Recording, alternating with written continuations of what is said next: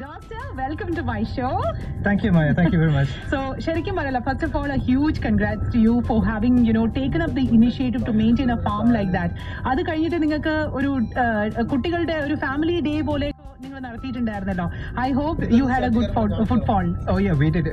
Actually, ഞങ്ങൾ പ്രതീക്ഷിച്ചേക്കാൾ 10 times the number of people turned up, and yeah, it was amazing. എനിക്ക് ഏറ്റവും കൂടുതൽ thrilling ആയി തോന്നിയത് പിള്ളേർ വന്നിട്ട് the excitement. അതെ. And sometimes it's excitement with confusion. For example, ഒരു ചിക്കനെ കയ്യിൽ എടുക്കുമ്പോൾ the kid is like literally shocked, like ഇതെന്താ സംഭവം. And also like touching the cow, they were like, oh my god, what is this?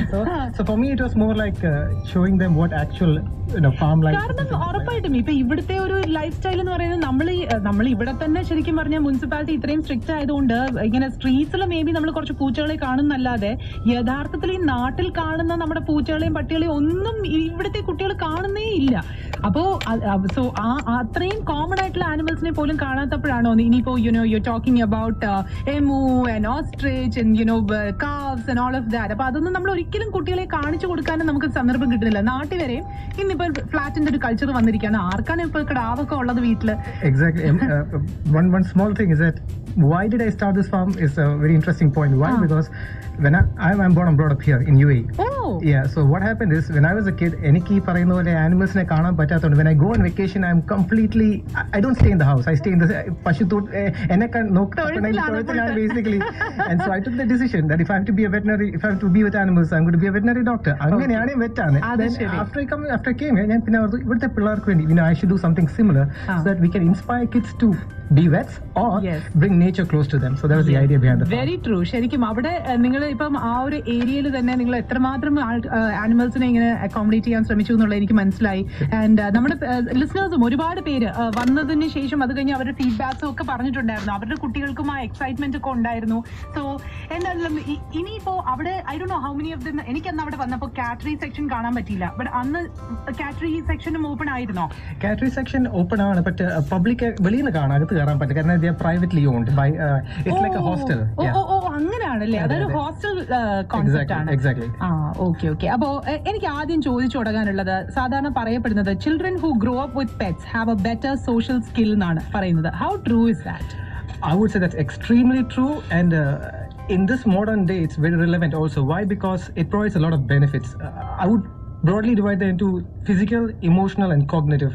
Physical, why? Because lately or recently you can see most of us of the children are addicted to tablets, mobile phones, and their activity completely drops down. They basically sit at home, play on the mobile phone and everything. But when you're having a cat or a dog, you tend to run around them. You tend to play, and they are more active. And then also on an emotional level, you see that they have a higher self-esteem because they're more confident with the animal. They're also with children with low self-esteem, they tend to depend on their pet. Why? Because a pet never judges you.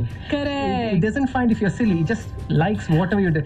The more dumber you are, the more the pet likes you. You know, actually, MS ധോണിയുടെ ഒരു tweet ഉണ്ടായിരുന്നു. അതായത് ഇൻസ്റ്റയിലൊക്കെ post ചെയ്തിരുന്ന ഒരു ഇതായിരുന്നു, picture ആയിരുന്നു. അതായത് ഞാൻ ഇനിയിപ്പോ സിക്സർ അടിച്ചാലോ ഞാൻ ഡക്കിൽ വന്നാലോ എന്റെ പട്ടി ഒരിക്കലും എന്നെ ജഡ്ജ് ചെയ്യില്ല എന്നാണ് അദ്ദേഹം പറഞ്ഞിരുന്നത്. What we call that is called unconditional love. There's no condition. In whatever state you are, they will love you whatever. And also autistic children, it helps them a lot because they sense them. The animals sense them, and it helps them to feel confident. Somebody is knowing what they feel. So it does on that level. And on a cognitive level, this is something very interesting. Research has shown when they did research on children to second grade, and they found that children who read out their chapters to a dog scored better marks than the children who read out their lessons to their parents. Because the feedback was that they were finding that the dog was more attentive to them. Interesting. അവസാനം എനിക്കൊന്ന് questions ഒക്കെ ചോദിച്ചു കഴിഞ്ഞാൽ പട്ടി മിക്കൊരു answer പറയുന്ന ഒരു അവസ്ഥയാണ്. പക്ഷേ തീർച്ചയായിട്ടും ഇപ്പൊ ഞാനത് ഇപ്പൊ എന്റെ വീട്ടിൽ എനിക്കൊരു പൂച്ചയാണുള്ളത്. ഇപ്പൊ പട്ടികളെയും പൂച്ചകളെയും വെച്ച് നോക്കുകയാണെങ്കിൽ എനിക്ക് രണ്ടിനെയും ഇഷ്ടമാണ്. ബട്ട് ഇറ്റ്സ് ജസ്റ്റ് ഡോഗ്സ് കൂടുതൽ you need more care for them. അവർക്ക് കുറെ കൂടി ടൈം നമ്മൾ സ്പെൻഡ് ചെയ്യണം, അതിനെ വാക്ക് ചെയ്യണം, you to bathe them, you to brush them, all of that. അപ്പൊ പൂച്ചകൾക്ക് ഒരു കോർണറിൽ അതിനെ പിടിച്ചിരുത്തി കഴിഞ്ഞാൽ അതങ്ങ് ഹാപ്പി ആയിട്ട് അവിടെ ജീവിച്ചു പൊക്കോളും. അപ്പൊ അതിന്റെ ഒരു ലോജ് എന്താ പറയുക, എന്താ എന്നെ സംബന്ധിച്ചോളം എനിക്ക് ടൈം കൺസ്ട്രെയിൻസ് ഉള്ളത് കൊണ്ട് മാത്രം ഒരു പൂച്ചയെ ഞാൻ വീട്ടിൽ വളർത്തുന്നു എന്നുള്ളതേ ഉള്ളൂ. അപ്പോൾ ഞാൻ എപ്പോഴും മനസ്സിലാക്കിയിട്ടുള്ളത്, even when you are on a low phase, നമ്മുടെ പൂച്ചയൊന്ന് നമ്മൾ ഹഗ് ചെയ്ത് ഇങ്ങനെ കുറച്ച് നേരം ഇരുന്നാൽ തന്നെ the purring and everything gives me so much of relief. suddenly I feel elevated. I'll tell you the reason for that. So basically, again, let's go back to research. നമ്മൾ ഈ ഡോഗ് അല്ലെങ്കിൽ കാറ്റ് നമ്മൾ പിടിക്കുമ്പോൾ അല്ലെങ്കിൽ അവർ നമ്മളെ നോക്കുമ്പോൾ in loving manner, you secrete a hormone called oxytocin, which is a love hormone, and apparently it increases 300 times. അത് വരുമ്പോഴത്തേക്കും you are like completely in a daze, like, oh, is this what life is all about? Your blood pressure drops and you feel a lot good. That's why. Okay, അപ്പോ ഇന്നിപ്പോൾ pets ഉള്ള എത്ര പേരുണ്ടെന്ന് എനിക്കറിയത്തില്ല, പക്ഷേ I really wish നമ്മുടെ ഇവിടെ hit F എമ്മിൽ ഏറ്റവും കൂടുതൽ ഈ ആനിമൽസിനോട് കൂടുതലുള്ള ഒരു അഫിനിറ്റി ഉള്ളത് എനിക്കും ഡോണയ്ക്കും നിമ്മിക്കുമാണ്. നമ്മൾ 3 പേരാണ് പെറ്റ് പീപ്പിൾ എന്ന് പറയുന്നത്. സോ അതിനകത്ത് ഐ എം ദിസ് ക്രേസി കാറ്റ് വുമൺ. അപ്പോൾ നമ്മൾ 3 പേരാണ് ഏറ്റവും കൂടുതൽ സംസാരിക്കാറുള്ളത് പെറ്റ്സിനെ കുറിച്ചും. അപ്പോൾ now coming to the most commonly addressed problems. ഇപ്പം സാധാരണ നമ്മൾ ഈ പൂച്ചകളെ കുറിച്ചോ അല്ലെങ്കിൽ ഇപ്പൊ പട്ടികളെ വീട്ടിൽ വളർത്തുന്നു, അല്ലെങ്കിൽ ഇപ്പം ബേർഡ്സ് വളരെ കോമൺ ആണ് വീട്ടിൽ വളർത്തുന്നത്, റാബിറ്റ്സ് ചിലർക്കുണ്ട്. ഏറ്റവും വലിയൊരു കൺസേൺ എന്ന് പറയുന്നത് ഇതിന്റെ ഫറാണ്. അപ്പോൾ എല്ലാവരും എൻ്റെ അടുത്ത് ചോദിച്ചിട്ടുണ്ടോ, അയ്യോ പൂച്ചപ്പൂടെ വായിലൊക്കെ പോയി കഴിഞ്ഞാൽ മായ എന്തെങ്കിലുമൊക്കെ സംഭവിക്കും. അപ്പം ഞാൻ പറഞ്ഞു, അങ്ങനെയാണെങ്കിൽ ഞാനൊരു എനിക്ക് തോന്നുന്നു 25 വർഷം മുന്നേ ഞാൻ മരിച്ചു പോകേണ്ടതാണ്. കാരണം എൻ്റെ വീട്ടിൽ കോൺസ്റ്റന്റ് എനിക്ക് ഓർമ്മ വെച്ച കാലം തൊട്ട് തന്നെ പൂച്ചകൾ എൻ്റെ വീട്ടിലുണ്ട്. അപ്പൊ ഞാൻ ട്രിവാൻഡ്രം പൂജപ്പുരയിലാണ് താമസിച്ചുകൊണ്ടിരുന്നത്. അപ്പൊ എന്റെ അപ്പൂപ്പൻ പറയുന്നു, നമ്മൾ പൂജപ്പുരയില്ല പൂച്ചപ്പുരയിലാണ് താമസിക്കുന്നതെന്നാണ് പറഞ്ഞുകൊണ്ടിരുന്നത്. അപ്പോൾ അത്രയും വർഷങ്ങളായിട്ട് എനിക്ക് പൂച്ചകൾ എൻ്റെ കൂടെ ഉണ്ട്. അപ്പൊ എനിക്കിതുവരെയും ദൈവം സഹായിച്ച ഹെൽത്ത് ഇഷ്യൂസ് പൂച്ചകൾ കാരണം ഉണ്ടായിട്ടില്ല. അപ്പോൾ പക്ഷെ സ്വാഭാവികമായിട്ട് നമ്മുടെ ലിസണേഴ്സിന് ഒരുപാട് പേർക്ക് സംശയങ്ങളുണ്ട്. ഇതുങ്ങളുടെ ഫർ നമ്മുടെ മേത്ത് കയറി കഴിഞ്ഞാൽ എന്തെങ്കിലുമൊക്കെ പ്രശ്നമുണ്ടോ? അപ്പോൾ ആ ഒരു കാര്യം ആസ് എ ഡോക്ടർ നമ്മുടെ ലിസണേഴ്സിന് ഒന്ന് പറഞ്ഞു കൊടുക്കണം. Right. The fur basically അങ്ങനെ വലിയ പ്രശ്നം ഉണ്ടാക്കുന്നതല്ല. The only one issue is that some people are allergic to certain furs. Like for example, എൻ്റെ കൂടെ ജോലി ചെയ്യുന്ന ഒരു ഡോക്ടറിന്റെ husband, he is also veterinarian. പക്ഷെ പുള്ളിക്കാരൻ horse hair allergic. Just an example, because your body triggers to certain allergens. ചിലർക്ക് dogs തൊടാൻ പറ്റില്ല. കാരണം വെച്ചാൽ തൊടുമ്പോൾ അവർക്ക് ഡോഗിനെ തൊടാൻ ഇഷ്ടമാണ്, പക്ഷെ തൊട്ട് കഴിഞ്ഞാൽ the moment they touch they get allergic, because their body responds differently to different allergens. അതൊരു അലർജിക് റെസ്പോൺസ് ആണ്. പിന്നെ ഒരു വലിയ issue which I personally have experience, എനിക്കൊരു കാറ്റ് ഉണ്ടായിരുന്നുണ്ട്, ഇതിന്റെ വീട് മൊത്തം പൂട. അതെ അല്ല, ഞാൻ എന്റെ വീട്ടിൽ കയറി വരുന്നവരോടൊക്കെ പറയും my furniture is furniture. So ആ ഫർ അവിടെ ഉണ്ടാകും, നിങ്ങൾ അതിനെ ഡീൽ ചെയ്തോണം എന്നുള്ളതാണ്. Well said. That is one of the biggest problems when I had a cat. But beyond the hair also, there are certain other things that people should know, that a cat or a dog, beyond being loving, they have potential hazard also. Okay. I know people are going to hate me when I say this. You have to treat them in a manner that they're not a child. I know we love them, but then they can carry certain bugs that are foreign to us. For example, they can cause bacterial diseases, viral, like for example rabies, which is viral. Okay, but you don't have vaccinations for all of that. We do, but then when we come from the part of the world where we come from, Kerala, not all dogs are vaccinated, and sometimes they do contract rabies. Rabies free areas on the world, for example, UAE is a rabies free area. Yes. So that's another thing you can get: fungus, ringworm, and like also the condition called like toxoplasma, which is like also transmitted by cats. And from birds you can get things called parrot fever. Hair is only one component. Other things could be like their feces, because it can go around the house, and urine and everything. So those things they have to be extremely careful by washing their hands, vaccinating their dogs and cats regularly, and hygiene. അതായിരുന്നു അടുത്തത് ഞാൻ പറയാൻ വന്നത്. ഈ vaccination, അത് ഇപ്പൊ annual vaccinations ഉണ്ട്. 6 months ഒരിക്കലാണ് ഇപ്പം എന്റെ കാറ്റിനെ ഞാൻ ഡിവോം ചെയ്യുന്നത്. സോ ഇപ്പൊ ഡോഗ്സിനും കാറ്റ്സിനും ഒക്കെ ഒരേ പോലെയാണോ? How regularly should you take them to a vet? So for the vaccination part, the initial vaccination, that's 8 weeks of age, and the second one is at 10 weeks of age. Then you do an annual booster. Yes.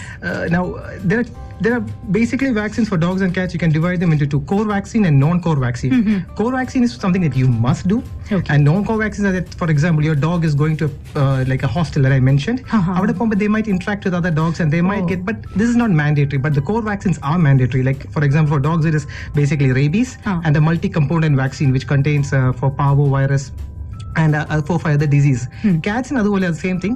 Rabies is mandatory, and they also have a multi-component vaccine. So these are two sets broadly for cats and dogs. Okay. it's as I said, it's a non-core vaccine.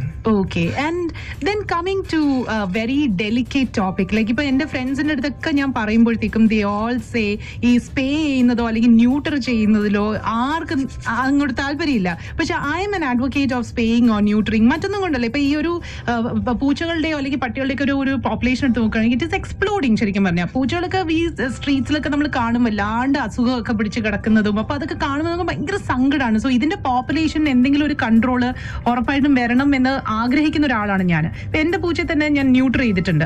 അപ്പോ ചിലര് അതിനോട് ഭയങ്കര ഒരു എതിർപ്പ് പറയുന്ന ആൾക്കാർ, അയ്യോ അങ്ങനെ ചെയ്യാൻ പാടില്ല, ഇറ്റ്സ് അഗൈൻസ്റ്റ് നേച്ചർ എന്നൊക്കെ പറയും. പക്ഷെ as A doctor, what is your take on it? So there are a lot of benefits for this. Actually, the benefits outweigh the negative sides of it. I mean, negative sides, I don't see anything much except people saying that, oh, that's unnatural. But the positive sides are a lot. For example, like for a female cat, when you neuter her, she tends to live longer. Why? Because you reduce the chance of uterine infections and also breast tumors. Like for example, there's 50% of a dog getting breast cancer or uterine infection, and a cat 90%. So imagine the percentage of that. So for a cat, it's best to neuter her before her first heat. Okay. And then that helps her to live. So basically, you love your cat and you would like it to live for ages to come.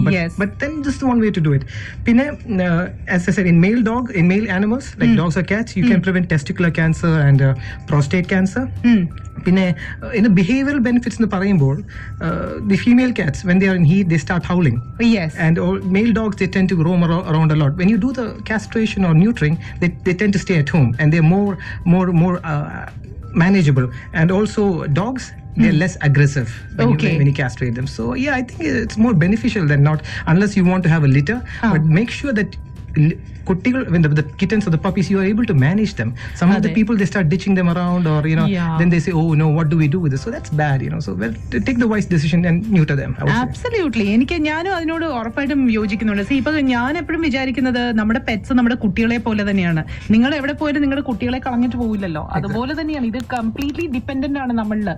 ഇപ്പൊ എന്റെ പൂച്ച എനിക്ക് ഉറപ്പാണ്, ഞാനിപ്പോ നാളെ അതിനെ സ്ട്രീറ്റിൽ ഇറക്കി വിട്ട് കഴിഞ്ഞാൽ എന്താണത് മരിച്ചു. കാരണം അത് ഇത്രയും നാളും 9 വർഷമായി എന്റെ കൂടെ, അത് ഇത്രയും നാളും ഞാൻ കൊടുക്കുന്ന ഭക്ഷണം, ഞാൻ കൊടുക്കുന്ന കംഫർട്സിൽ വളർന്നിരുന്ന ഒരു പൂച്ചയാണ്. സോ എന്തായാലും ഇവിടെ കുറെ പേരുടെ ചോദ്യങ്ങൾ വരുന്നുണ്ട്. Exactly, I want you to ask questions if you have any.